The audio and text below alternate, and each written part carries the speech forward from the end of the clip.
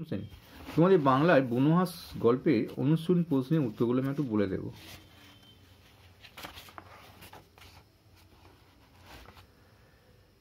আমি আস্তে আস্তে বলে দিই, অর্থাৎ সব বলা সম্ভব হবে না, কারণ হচ্ছে যে বললেও তোমরা লিখতে পারবে না, বড় প্রশ্নগুলো ছোটোগুলো লিখতে পারবে। তোমরা আমার ডিসক্রিপশনে লিঙ্ক রাখো, সেখানে ওয়েবসাইটে গেলে তোমরা সব বিষয়ে প্রশ্নগুলো পেয়ে যাবে প্রথম পরীক্ষার জন্য। বেশ, তবুও শোনো, এখানে এখানে আকাশের দিকে তাকালে তুমি দেখো, কি দেখো? ঘর বাড়ি না, গাছপালা দেখো না, এগুলো নিচে থাকে, আকাশের দিকে তাকালে দেখা যাবে না। পোকামাকড় না, এগুলো নিচে থাকে। মেঘ রোদ্দুর দেখা যায়, কি দেখা যায়? মেঘ রোদ্দুর। 1.2 প্রশ্নটা, হিমালয় ছাড়া ভারতবর্ষে আরও একটি পর্বতের নাম। ভারতবর্ষের পর্বতের আরাবল্লী। এরা যে পরীক্ষাটা পারবে না আর কি, সে মানে প্রশ্নগুলো বলতে পারে না, হয়তো দাগিয়ে রেখে দিয়েছে, স্যার ধরবে তো দাগিয়ে রেখে দিয়ে বলে দেবে, বইয়ে দাগাবে না, কিন্তু ভালো শিখতে পারবে না।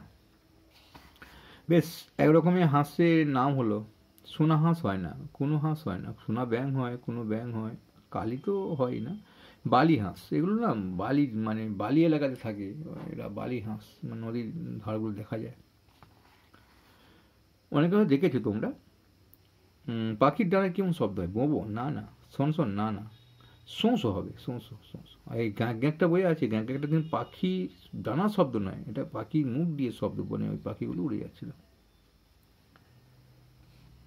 তারপর দেখো এখানটাতে বলছি না, ফলা মানে তীক্ষ্ণ প্রান্ত, সয় না মানে সহ্য হয় না, হিমালয় মানে পর্বতমালার নাম, এগুলো দেখে নেবে।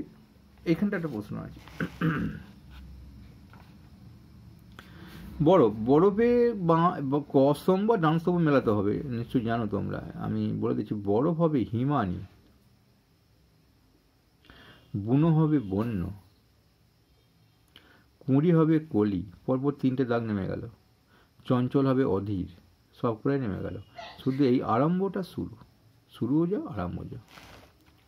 এখানে দেখো সঙ্গী, উঙ্গ গ, এরকম ধর উঙ্গ গ রয়েছে, এরকম 5টি শব্দ, জঙ্গি, তারপরে হবে জঙ্গি হবে, লুঙ্গি হবে, তারপর তোমার অনেক কিছু হয়, ডিঙ্গি হবে, ভঙ্গি হবে, এগুলো অনেক বানান হয়। আমি এরকম বলছি, ওখানে কিন্তু একরকম লেখা আছে, সেটা দেখে মুখস্থ করে নেবে।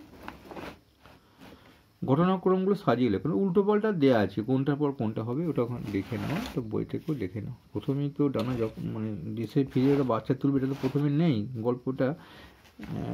এই বুনো হাঁস দক্ষিণে উড়ে যেত, এখানে তোমরা এটা দেখে নেবে। এইবার দেখো এটা শূন্যস্থানগুলো, এটা ল্যাডাকের একটা বরফের জায়গা, এই মুখে বলে দিলাম ল্যাডাক, বানানটা লিখতে পারবে না, লিখে লিখলে ভালো হবে। একটা বরফের ঢাকার নির্জন জায়গাতে জোয়ানদের ঘাঁটি ছিল, এটা জোয়ানদের হবে। জোয়ানরা মুরগি রাখার একটা খালি জায়গা ছিল, আস্তে আস্তে হাঁড়ির নানা সারলো, দলে দলে দলে দলে, এটা দেখে নেবে, দলে দলে টিটে ফলার মতো।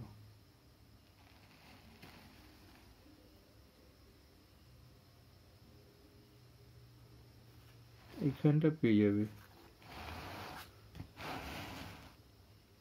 ওইখানে নেই, চঞ্চল হয়ে গেছে, জোয়ানরা সকলে কাজ সারল।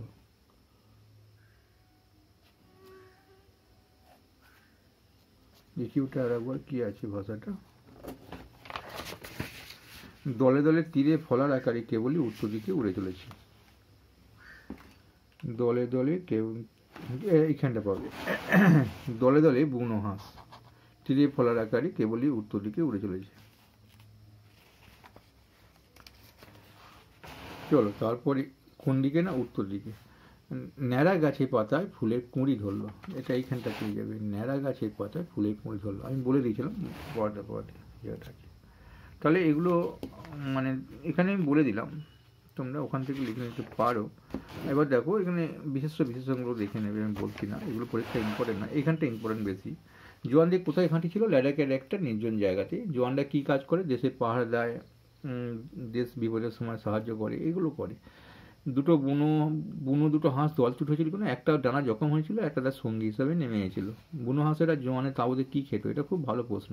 ওদের টিনের মাছ, তরকারি, ভুট্টা, এগুলো এখানে দাগান আছে দেখ। ভুট্টা, ভাত, ফলের কুচি এসব। হাঁসেরা আবার কখন কোথায় ফিরে গেল, নিজের দেশে ফিরে গেল। তাহলে কখন গেল না শীতের শেষে। এটা লীলা মজুমদার কোন শহরে জন্ম, এখানে পেয়ে যাবে কলকাতায়। তার শৈশব কোথায় কেটেছে, তার শৈশব কেটেছে শিলং পাহাড়ে। আর ছোটদের জন্য দুটি বইয়ের লেখার নাম, হলদে পাখির পালক, ছোটদের জন্য সন্দেশ পত্রিকা লিখত, এখানে পাবে। ছোটদের বই বদ্রীনাথের বাড়ি, তারপর হচ্ছে প্রদীপিসির বাল্মী বাস্ক, হলদে পাখির পালক, টংলিং মাকু। ভালো লাগলে অবশ্যই লাইক করবে।